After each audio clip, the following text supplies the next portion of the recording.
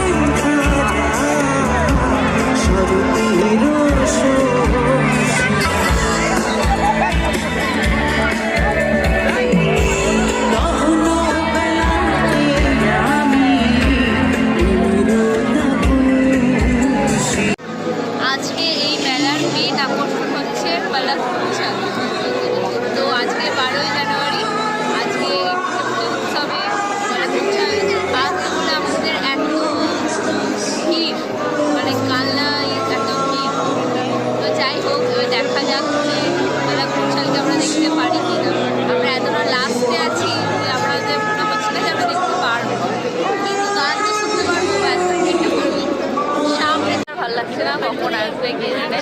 এদিকে আমরা মনাকে রেখে এসেছি, তাই না বোন? না না আগে দেখবো, এতক্ষণ যখন এসেছি লোকজন আমাদেরকে তাকিয়ে আছে, আমার খুব বড় লাগছে। ঠিক আছে, এখন বন্ধ করে দিয়েছে তাকানো। চলো, কতক্ষণ ধরে ওয়েট করছি। এসেছি আমরা প্রায় 7টা না, 7:30 নাগাদ এসেছি, এখনো আসেনি। মেন অ্যাট্রাকশন তো দেরিতেই উঠবে। আমরা এখন সামনের দিকে যাচ্ছি যাতে যদি দেখা পাবো তো না, এত ভিড়। চেষ্টা যাতে বাড়ি গিয়ে আফসোস না হয় যে না আমরা ভেতরে কেন গেলাম না, ভেতরে গেলে হয়তো দেখতে পারতাম। কতটা ভিড়, বাপরে বাপ। না না না পেছনে যাই।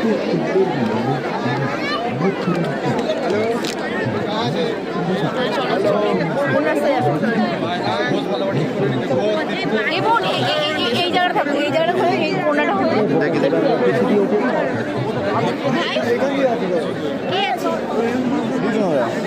এই কোনাটা চলো না, ওইখানে যাবো।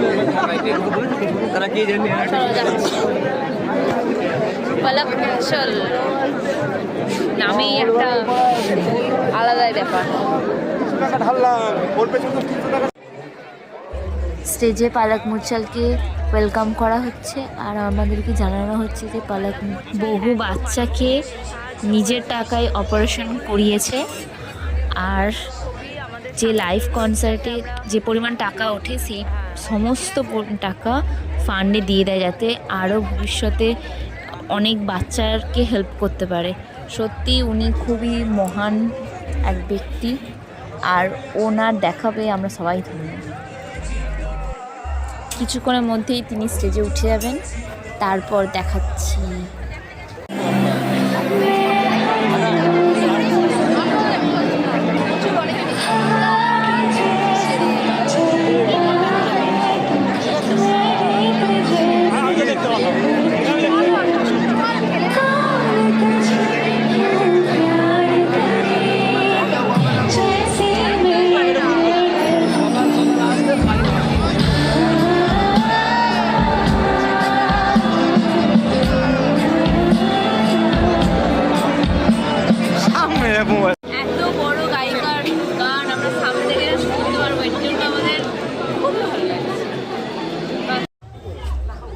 বেশিক্ষণ আমরা গান শুনতে পারিনি, কারণ অনেকটা লেট হয়ে গেছিলো আর মনে তো ছিলই। তাই আর কি আমরা মনের দুঃখে পিঠে খেয়ে বাড়ি চলে এলাম।